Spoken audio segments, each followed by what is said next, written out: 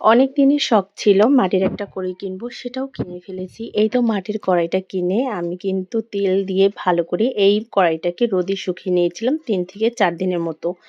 এই তো এরপর শুকানোর পর এখানে আমি ফার্স্টে ছোট মাছটা রান্না করেছিলাম। আসসালামু আলাইকুম, আমি রুমানা নতুন আরেকটা রেসিপি নিয়ে চলে এসেছি। এখানে আমি ছোট চেওয়া বাইলা মাছটা রান্না করব। মাছটাকে ধুয়ে পরিষ্কার করে নিয়েছি। এরপর এখানে মাছটা এড করে দিয়ে দিয়েছি কুচি করে টমেটো কেটে। এখানে দিয়ে দিয়েছি পেঁয়াজ কুচি, দিয়ে দিয়েছি ফালি করা কাঁচামরিচ। এরপর এখানে দিয়ে দিয়েছি ২ চামচের মতো পেঁয়াজ বাটা। আধা চামচের মতো এড করে দিয়েছি আদা বাটা, রসুন বাটা, আধা চামচ জিরা বাটা, আধা চামচ, ১ চামচের মতো এখানে হলুদের গুঁড়ো, আধা চামচের মতো মরিচের গুঁড়ো, আধা চামচের মতো এড করে দিয়েছি এখানে আমি ধনিয়া গুঁড়ো, স্বাদ মতো লবণ। এরপর দিয়ে দিয়েছি খাঁটি সর্ষের তেল। তেলটা দিয়ে এখন ভালো করে মাছগুলোকে মেখে নেব। এই তো আমি মাছগুলোকে এখন তেল দিয়ে ভালো করে হাতে মেখে নিচ্ছি। আর মাখানোর মধ্যে কিন্তু সবকিছু অনেক সময় কিন্তু আমি এই মাছটাকে সুন্দর করে হাতে মেখে নেব। আর এখানে আমি ছোট ছোট করে আলুগুলো কেটে নিয়েছি। এরপর কিন্তু আলুগুলো দিয়ে দিয়েছি। আলু দিয়ে আরও কিছুক্ষণ এভাবে হাতে মেখে নিয়েছি। আর মাখানোর মধ্যে কিন্তু অর্ধেকটা রান্নাই সেরে ফেলেছি। পুরো ঘরটা ঘ্রাণে একদম মৌ মৌ করছে। মাশাআল্লাহ, অনেক সুন্দর কিন্তু কালারও চলে আসছে।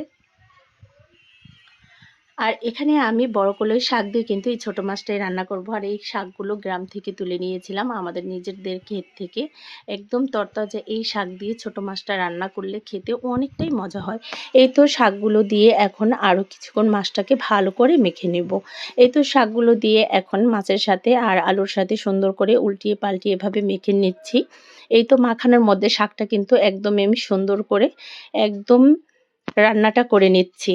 এই তো মনে হচ্ছে কি এখনই রান্না হয়ে গেছে। আর দেখতে কিন্তু ভীষণ লোভনীয় লাগছে।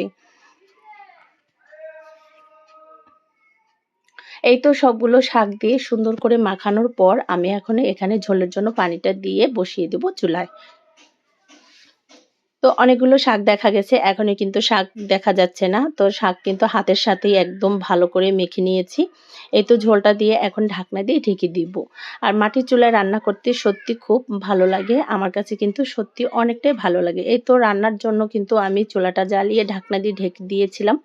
কিছুক্ষণ পর চলে আসলাম ঢাকনা তুলে। এখন এই তো একটু আলতো হাতে নেড়েচেড়ে দিব। এই তো যেহেতু ছোট মাছ তাই আমি এভাবে উল্টিয়ে পাল্টিয়ে আলতো হাতে নেড়েচেড়ে নিয়েছি। আরও কিছুক্ষণের জন্য এখানে ঢাকনা দিয়ে ঢেকে রান্নাটা করে নেব। আর এখানে আমি আরও ফালি করা কিছু কাঁচামরিচ এড করে দিয়েছি। যেহেতু ছোট মাছ আর শাক দিয়ে রান্না করব তাই একটু ঝাল না হলে খেতে ভালো লাগে না। তাই আরও কিছু মরিচ এড করে দিয়ে এখানে আরও কিছুক্ষণের জন্য ঢাকনা দিয়ে ঢেকে রেখে দিয়েছি। এরপর আমি এখানে এড করে দিব ধনিয়াপাতা কুচি। এই তো ধনিয়াপাতাটা উপর দিয়ে ছড়িয়ে দিয়েছি। দিয়ে আরও একটু আলতো হাতে নেড়েচেড়ে নিয়েছি। রান্নাটা কিন্তু একদম শেষের দিকে চলে আসছে। তো এখন আমি একটু নেড়েচেড়ে দেওয়ার পর আরও কিছুক্ষণ ঢাকনা দিয়ে ঢেকে রেখেছিলাম। এই তো মাশাআল্লাহ, অনেক সুন্দর একটা কালার হয়েছে।